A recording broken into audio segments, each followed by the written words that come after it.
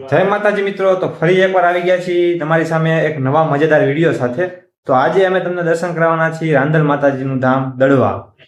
ગુજરાતનું એક પ્રખ્યાત અને પવિત્ર મંદિર છે, જ્યાં દૂર દૂરથી શ્રદ્ધાળુઓ માતાજીના દર્શન કરવા આવે છે। તો આજે અમે તમને દર્શન કરાવવાના છીએ રાંદલ માતાજીના। તો વિડીયોના અંત સુધી બના રહ્યો, બાકીની જાણકારી આપણે રસ્તામાં વાત કરીએ। તો અમારા ગામથી બે રસ્તા પડે છે રાંદલમાં દડવા જવા માટે, એક તો ધોળા થઈને અને એક આ બાજુ કાચો રસ્તો છે ત્યાંથી પણ। તો મિત્રો અમે નીકળી ગયા છીએ કાચા રસ્તેથી દડવા જવા માટે। તો હું તમને રસ્તો બતાવી દઉં, બહુ સરસ નજારો છે। અને પેલા આ રસ્તો થોડો કાચો હતો, પણ અત્યારે રસ્તો બહુ સારો બનાવી દીધો, તમને બતાવી દઉં। તમે જોઈ શકો છો। તો રસ્તામાં થોડીક તમારી સાથે વાત કરી લઈએ। જો તમે ઉમરાળાથી આવો છો ધોળા બાજુ થઈને, તો તમારે 14 કિલોમીટર થાય છે। ઉમરાળાથી આપણે કાચા રસ્તે જઈએ તો 8 કિલોમીટર થાય છે, અને વલભીપુરથી 16 કિલોમીટર, ભાવનગરથી 50 થી 55 કિલોમીટરનો રસ્તો છે આપણે દડવા જવા માટે। અમે અત્યારે કાચા રસ્તેથી હાલીએ છીએ। અને જો તમે ઉમરાળા કાં તો વલભીપુરથી આવતા હોય તો રાજસ્થળી તમે ગામ તમે વટો એટલે 3 રસ્તા પડે છે અહીંયા। અહીંયા આપણે બોર્ડે મારેલું છે, સીધું નહીં જવાનું, પણ આ જમણી બાજુ વળી જવાનું દડવા જવા માટે તમારે। તો ફાઇનલી મિત્રો, હું અને મારા મિત્ર ઉત્સવભાઈ પંડ્યા દડવા ગામ રાંદલ માતાજીના દર્શને પહોંચી ગયા છીએ। તો તમને પણ દર્શન કરાવી દઈએ। તો આ મંદિર ભાવનગર જિલ્લામાં ઉમરાળા તાલુકાના દડવા ગામે આવેલું છે। રાંદલ માતાજી ભગવાન વિશ્વકર્માના પુત્રી અને ભગવાન સૂર્યનારાયણના પત્ની છે। એવું કહેવામાં આવે છે કે સૂર્યદેવનું તેજ સહન ન થતા માતાજી પોતાનું રૂપ છાયા તેને ત્યાં જ મૂકીને પૃથ્વી પર તપ કરવા આવે છે, અને આ વાવમાં સ્વયંભૂ રીતે પ્રગટ થયા છે। ત્યારથી માતાજીની અહીંયા શ્રદ્ધાથી પૂજા કરવામાં આવે છે, અને આ મંદિર આશરે 1100 વર્ષ જૂનું મંદિર છે। તમે માતાજીના દર્શન કરી શકો છો, મન મોહી લે તેવું માતાજીનું સ્વરૂપ છે। અને માતાજીની સામે જ શ્રી ખોડિયારમાં અને શ્રી રમતેલિયા દાદાની ખાંભી છે, એના તમે દર્શન કરી શકો છો। અને માતાજીના દર્શન કરીને તમે પગથિયા ચડશો એટલે ઉપર તમને એક વાવ જોવા મળશે, અને એની ઉપર ભગવાન સૂર્યનારાયણ અને રાંદલમાના પણ તમને દર્શન કરવા મળશે। અને ત્યાંથી થોડું આગળ આવતા જ તમને 2-3 મંદિર બીજા જોવા મળશે। હું તમને વારાફરતી બધા મંદિરના દર્શન કરાવીશ। પહેલા મંદિરે તમને માતાજી અંબા, દશામાં અને મહાકાલીમાં ત્રણેય માતાજી એક સાથે બિરાજમાન છે। અમે અત્યારે બપોરના ટાઈમે આવ્યા છીએ એટલે તમને બહુ ઓછા લોકો જોવા મળશે, અને ખાસ તો રવિવારે ભક્તોની ભીડ બહુ જ જોવા મળે છે અહીંયા। અને મંદિરની નીચે જ ભગવાન સૂર્યનારાયણના દિવ્ય રથનો તમે દર્શન કરી શકો છો। તમે જોઈ શકો છો રાંદલમાં છે, ભગવાન સૂર્યનારાયણ છે।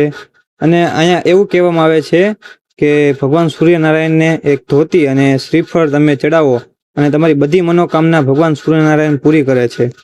તો સૂર્ય ભગવાનના મંદિરની આપણે દરવાજા ઉપર આપણને માજી મળ્યા છે, એમની આપણે થોડું ઘણું જાણકારી એમની પાસેથી મેળવીએ। બાળકનું સ્વરૂપ લઈને વાવમાંથી સ્વયંભૂ પ્રગટ થયા, બાળકીનું સ્વરૂપ લઈને। પછી એ રબારી ભરવાડના નેસડા હોય ને, પેલા નેસડામાં ત્યાં ગયા બાળકીનું સ્વરૂપ લઈને।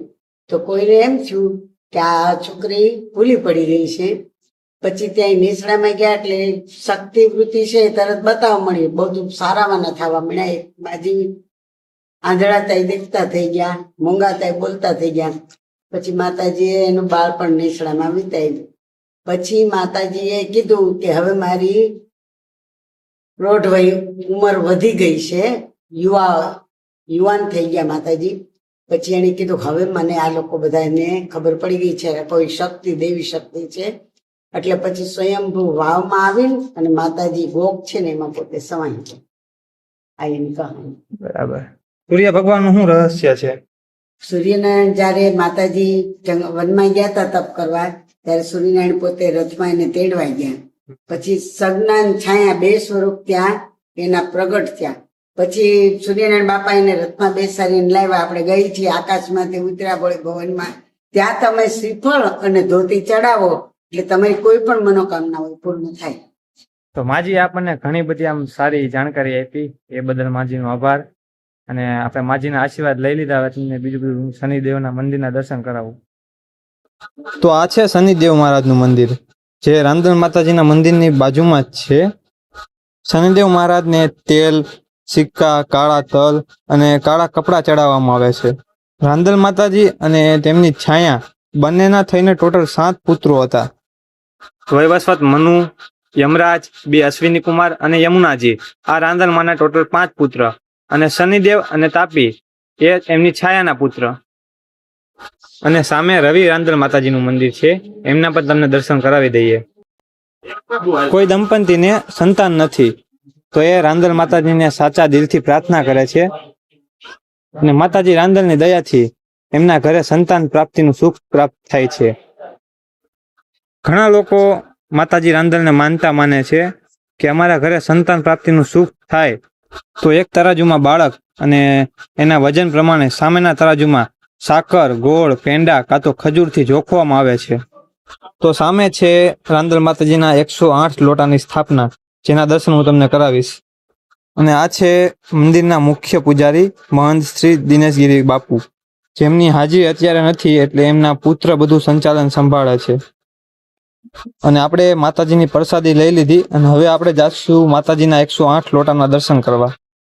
તમે શ્રી અન્નપૂર્ણા માતાજી, શ્રી રાંદલ માતાજી અને શ્રી મહાકાળી માતાજી અને રાંદલમાના 108 લોટાના દર્શન તમે કરી શકો છો. તમે એકવાર ખાલી નજારો જોવો, આવો નજારો તમે ક્યાંય નહીં જોયો હોય.